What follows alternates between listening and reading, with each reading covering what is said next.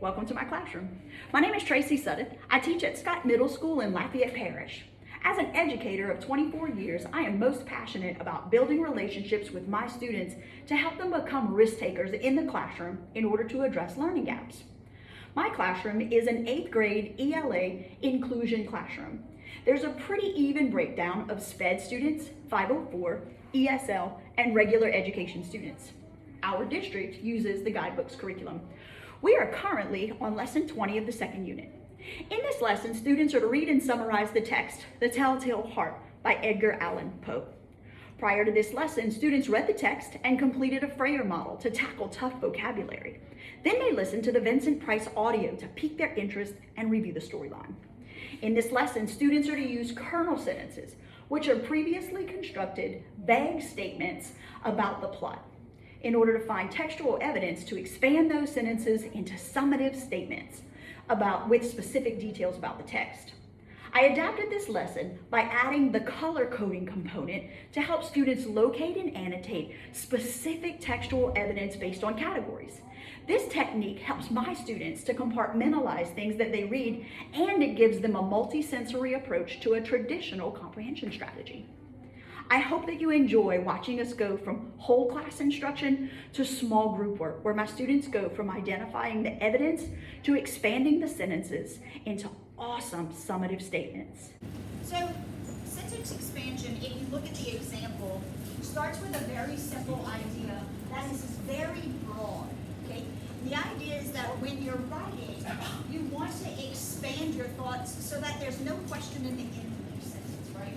So we've done these before in previous stories, so this is the same strategy applied to the new story. All right, so the example says the kernel sentence is they won the Super Bowl. Now, if we go through history, who knows my football people in here? We go through history, how many different teams could I fill that sentence in with? 32. Super Bowl 32, is that where we're on now? No, I think we're in 57. Okay, so more than 50. So I could finish this sentence with more than 50 team names. So it's not specific enough to know what year they're talking about, what team they're talking about, what caused them to win, right? And so when we look at the sentence expanders, in this case, it's who, when, and why. Those three questions we still have in our head as we're reading that basic sentence, right? And so your job is to answer them. So if we're going to be specific and use our South Louisiana roots, we're going to talk specifically about the Super Bowl that the Saints won, right? So next to who, it has the Saints. And then it says when, that was 2009, and then it asks why they were able to. And it says because of the great defense and offense. And so we use this information to make an expanded sentence or a better sentence, right? And so we go from they won the Super Bowl in the original kernel sentence to the expanded sentence that has all that information in it that says in 2009 the Saints won the Super Bowl because of their great defense and offense. Isn't that a better, more colorful sentence? Great. All right. So here's your job. So there are 4 kernel sentences. One is he was not suspicious. One is they show up.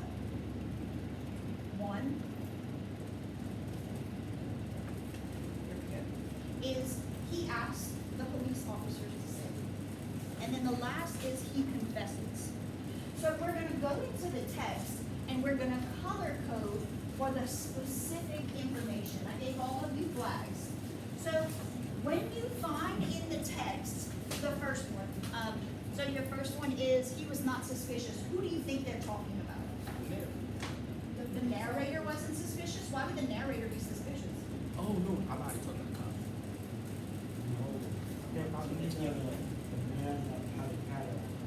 Yeah.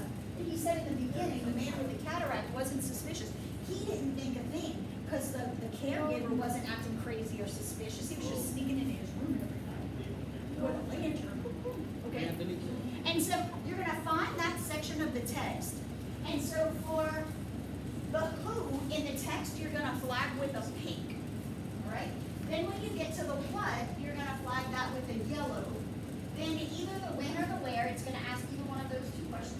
So you'll flag that orange, and then you'll flag the why in green. All right? So we're looking for specifics so that you can have textual evidence to support what you're writing on the paper, right? And then when you're done with that for each of them, you're gonna use those annotations to expand the sentences to summarize the telltale heart underneath each other. Got it? So he's confused, so we're gonna have to find out where, I think when it's talking about the murder, I think it would be talking about I, because remember, he's talking about the story in perspective from his side of the view. Right. So I think it would be I. I think, yeah, the killer's the killer. Because they say police officer in the thing. If the who was the police officer, they wouldn't have said it inside the sentence. We're satisfied.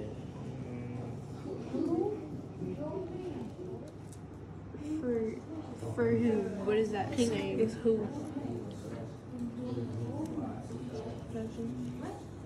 He never wronged me. He has forgiven me. And so, okay. That's for who? Pink.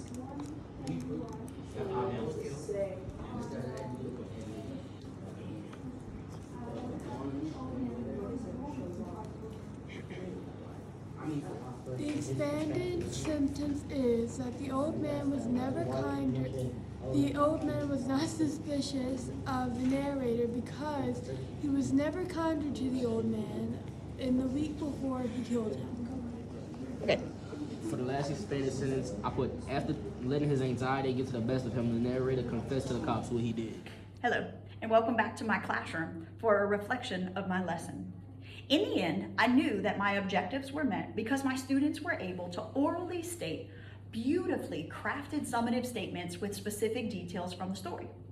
If I had more time, I would like to get students to post their statement on chart paper in order to provide my students with an opportunity to do a gallery walk to evaluate peers' work. This would give my wiggly students an opportunity to get up and move, but more importantly, it would also add an evaluative component, which in turn helps to build community in the classroom as everyone's writing is improved by peer reflection. In the next lessons, my students will use the statements created today as evidence in a larger writing prompt. I hope you enjoyed watching my video. Thank you.